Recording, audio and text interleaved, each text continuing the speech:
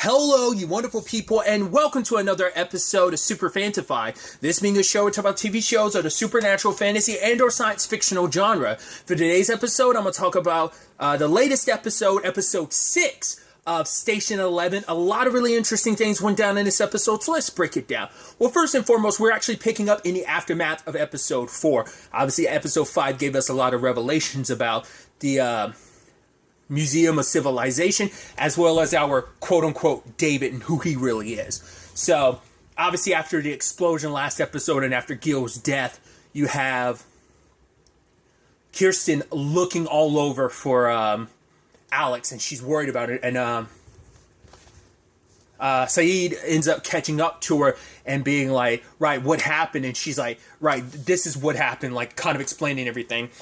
Before we even really get into that, though, I do want to circle back like a tiny bit, kind of obviously like earlier parts of that scene. I like how we intercut that with like 3 different other points in Kirsten's life. One is like sometime after Alex is born, she's still a baby, and Kirsten is freaking out because she can't find Alex anywhere. And she's like, I lost the baby, because she got so distracted reading her book, Station 11, that she lost track of Alex. Luckily, Gil was like, yeah, baby's like, oh, she likes to run away. Once, like, I guess they're supposed to be the theme of the fact is that even present day, she's trying to run away too. So it's like, right, she's like, I won't get distracted again. So part of me is wondering, like, they don't exclusively say this, because she never specified when she left that book with Gil, at Gil's place. But it could have been like the last time they were there, she left it there and just never came back to get it, because it's just like, I don't want to keep it on me anymore. Or she gave it up, because I think it's supposed to indicate that she gave up the book years ago. I think that's why, like, in episode 4, she's reading it again, because she hasn't read it probably since she was, like, in debt, like, over almost, probably, like, at that point, like, 17, 18-ish years at that point in time. Maybe. I don't know. But, like, Alex became her focus. Not just that, the Traveling Symphony in general became her focus. And so it's like she never wanted to get distracted. That's why she's always on guard, because like, I need to protect these people. She even says it later when she's talking to quote-unquote David. These are people, her family. They're the only thing that matters to her. So that's why, like, Alex, and I think it's supposed to be a little bit reflective of her relationship with Jeevan. How, despite everything, he took her under his wing, and I think she did the same thing to Alex. And but it's like, obviously it runs a little deeper, because Jeevan only was with Kirsten for like about 2-ish years, whereas like Kirsten was there like since Alex was born and has been by her side. So it's probably like a little bit of a big sister role, but almost like a motherly role as well. So that's why she took it so hard when Alex was like, yo, I want to bounce. It's like, no, don't. Especially with some nut job like David. Like, hell no.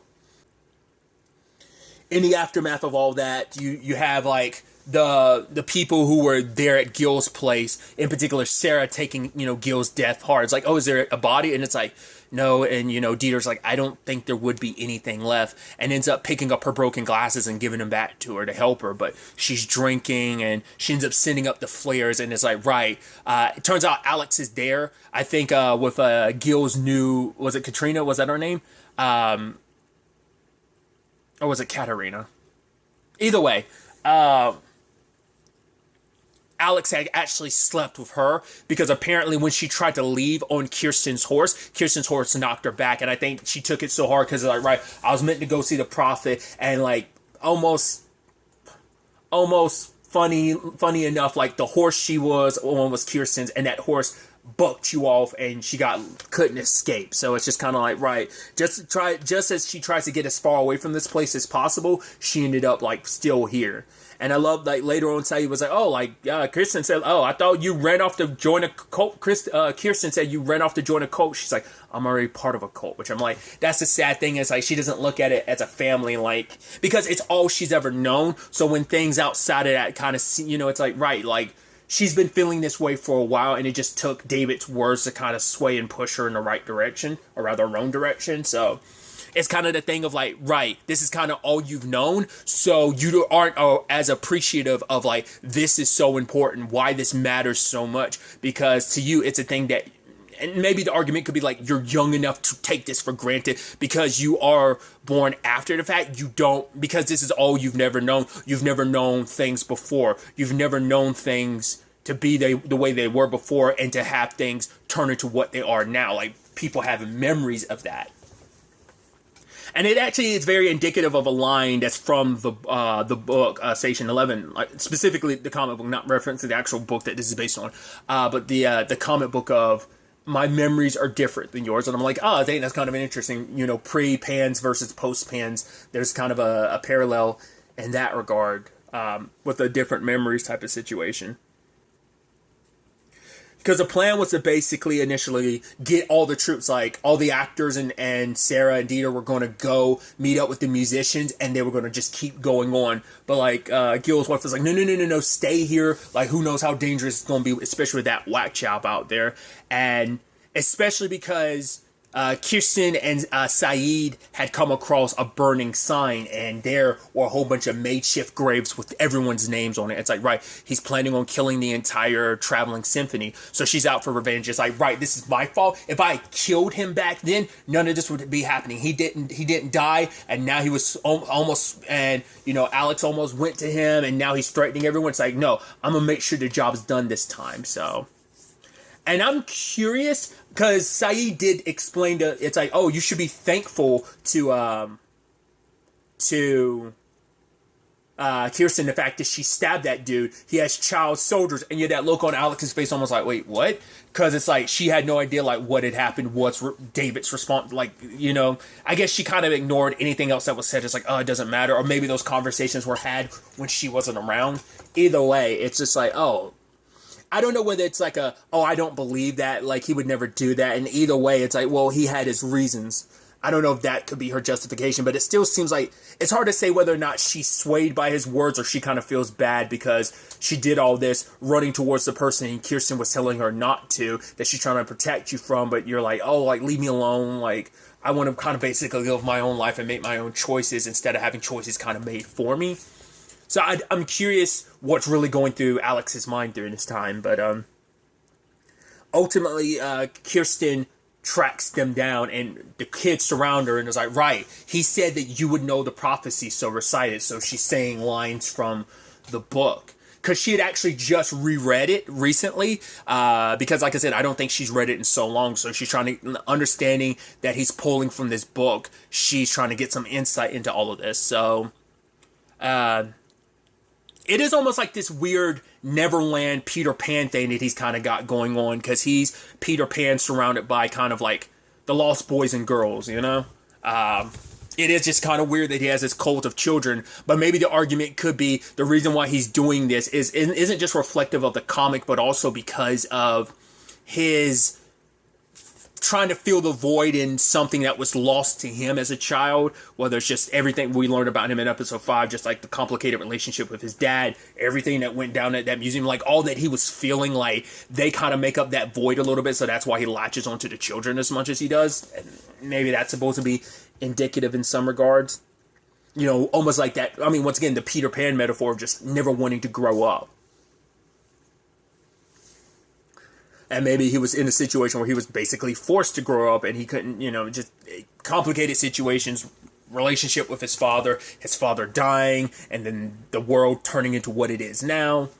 So, it's a lot. So, but when the time came, the moment Kirsten had her opportunity, she tried to go. He's like, oh, but if you kill me, things are going to end badly for the traveling symphony, because he's like, I got stabbed, and Haley, because he's like, if I'm not around, I don't get to finish the story, meaning that someone else can come to the group and manipulate it and kind of point them in a certain direction, because it's like, right, what happened wasn't on me. Someone else, basically Haley, came and told the story. At least that's my understanding of what he was saying, is that someone else told the story and kind of made that whole thing go down. So he's like, that wasn't me. So if you kill me, I'm going to lose control of the story, and everyone's going to be creating their own narrative and pointing the Undersea in a direction that isn't necessarily where I'm aiming them to be. So trying to say, like, I'm not the evil person in this situation. I'm actually the one holding this all together, but it is you are the one who has radicalized these kids, because Because there was even this moment where, like, one of the older kids was like,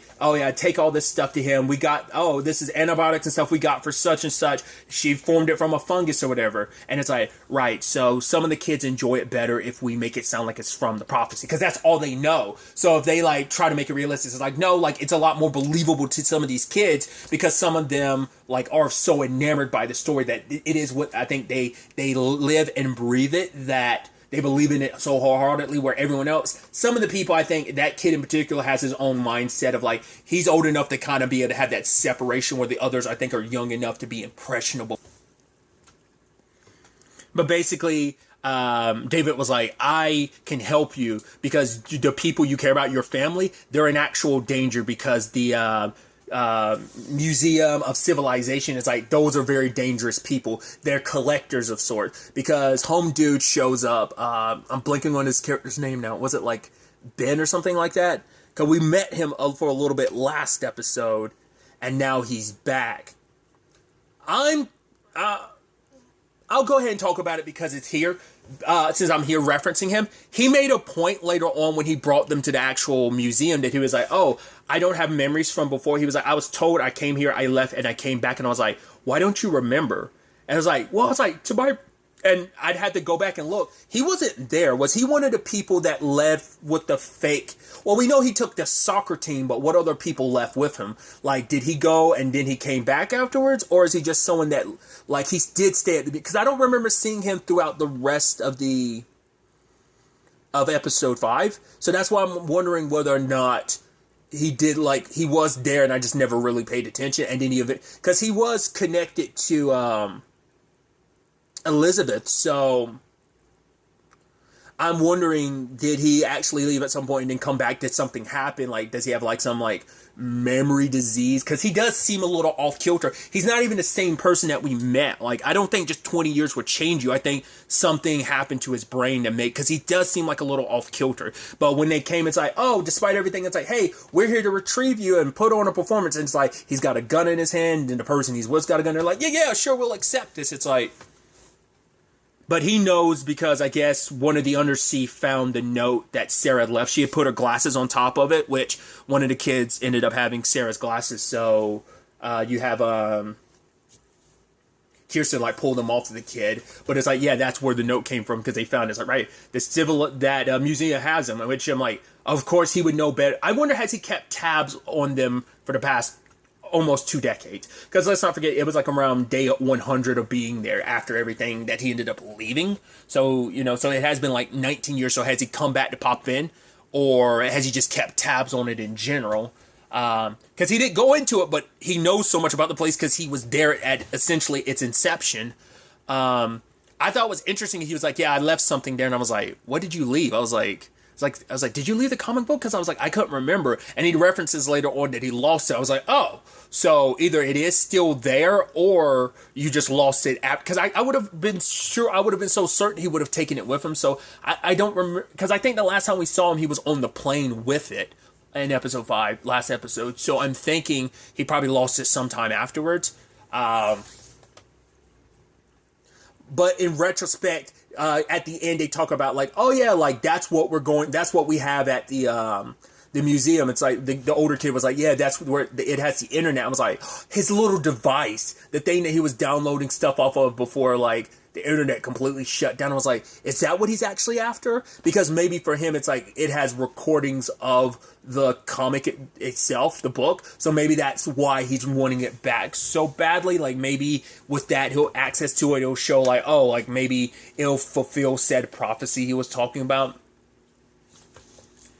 I don't know. Like basically he needs Kirsten's help. It's like, right, you help me, we'll sneak in there, you'll save the people you want to, and I'll get back what I need to. Just tell them, hey, I'm an actor. Question is, like I said, how many people are there that remember you? Is your mom still there? Is Clark still there? Like, once again, it's 20 years, so possibilities. I mean, once again, I think his name is Ben. It's still, well, apparently he left and came back, but he's still relatively there, so...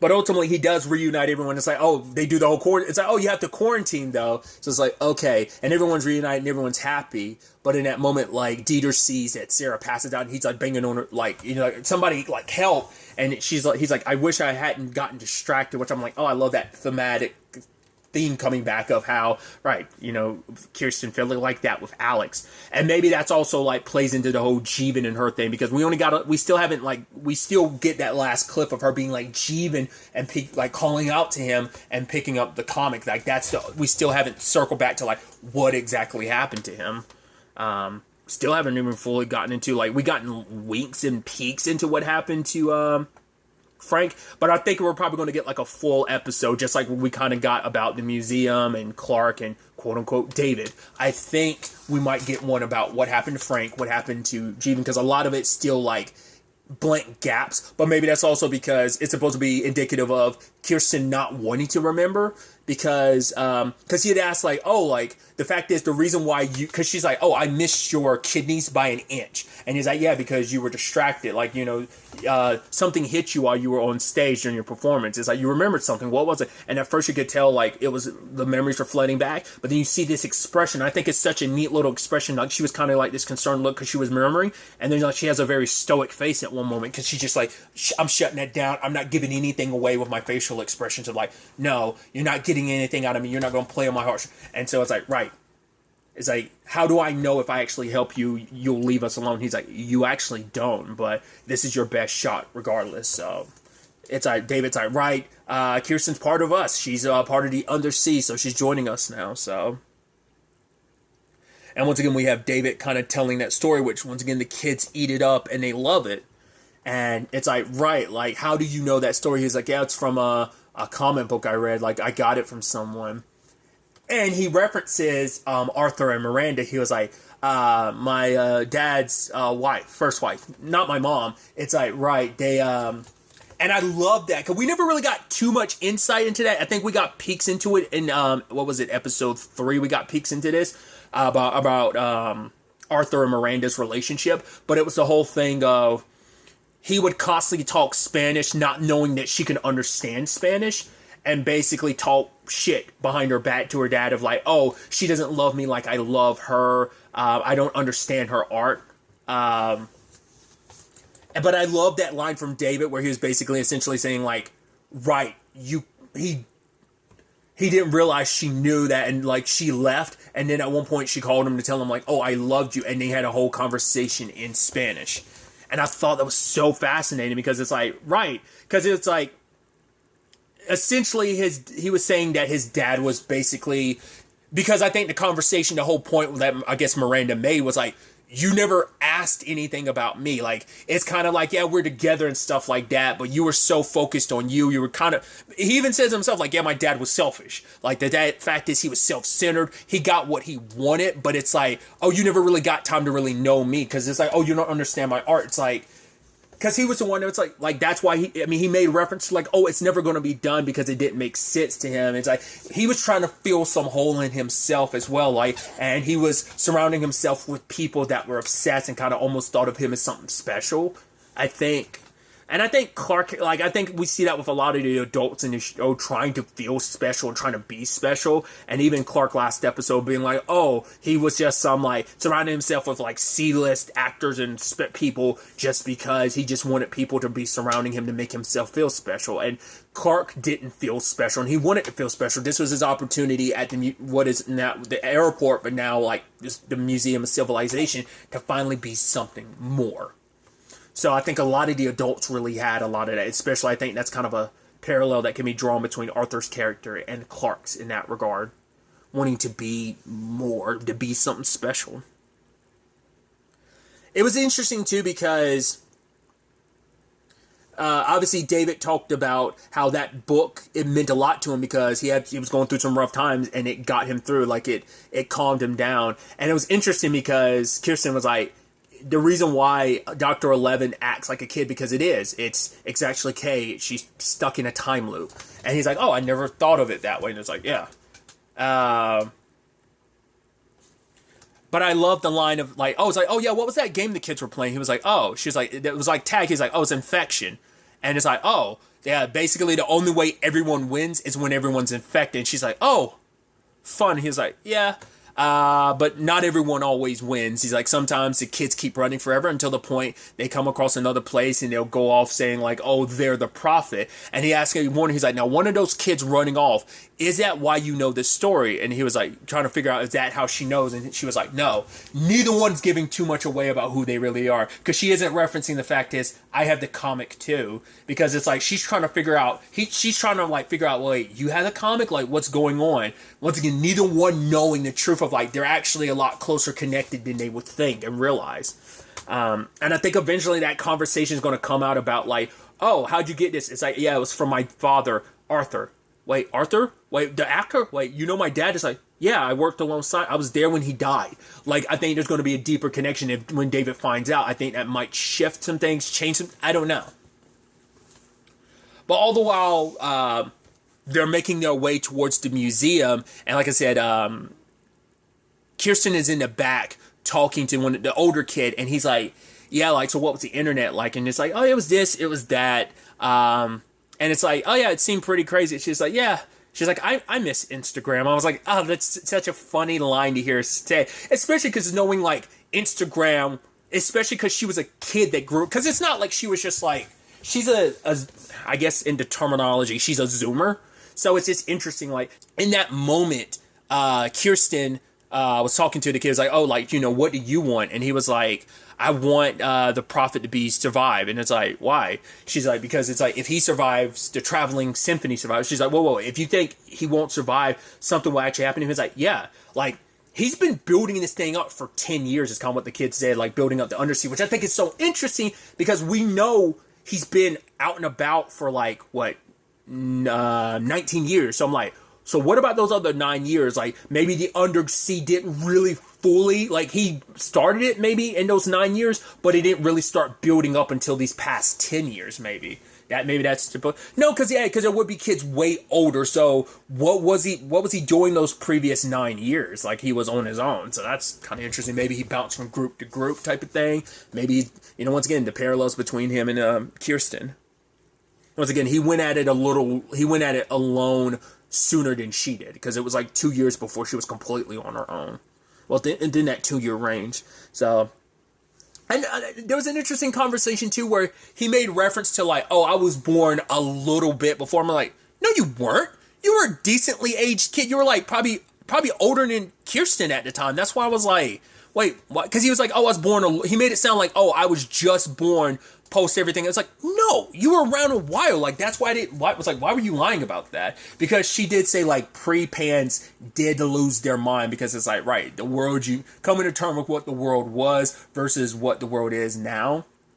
I guess, once again, if his name really is Ben, I think maybe he's supposed to be indicative of that. Once again, his circumstances could just be something else entirely. But I was like, why is he talking like he is someone that's like, he's like, oh, I'm a post-pan. I was born just before. It's like, no, you weren't. Like, is that supposed to be him trying to create the legacy or trying to make it? Because he's trying not to be like, oh, I'm not a pre-pan, I'm a post-pan.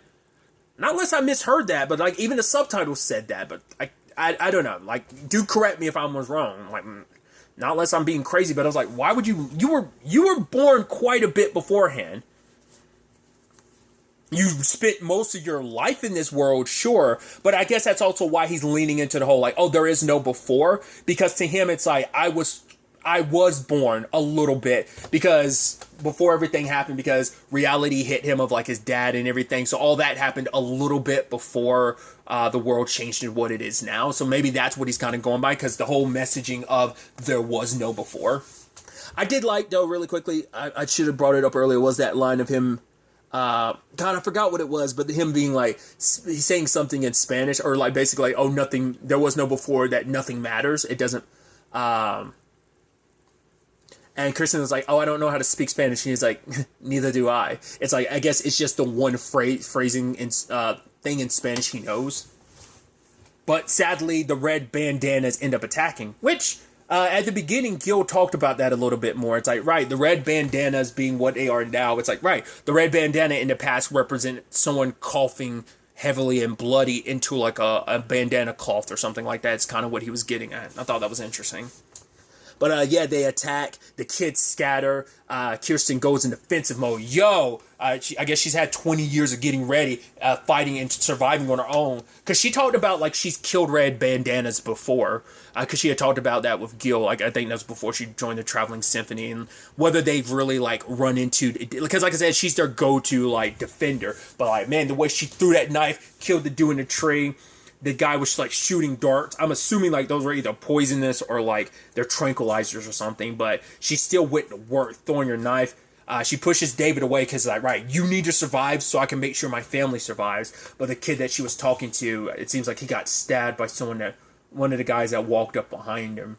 And it's just, and the last thing we see in the episode is her surrounded and fighting them off. It's like, yo. So it's definitely going to be interesting to see where the next episode 7, takes us. Once again, I'm watching these one at a time, so the moment I'm done with this, I'm immediately going to jump into episode 7. So I'm excited to see what happens there. But really, that's all I'm going to talk about. Till the next one we meet, be happy, be safe, live life to the fullest, and enjoy it. Good day, and goodbye.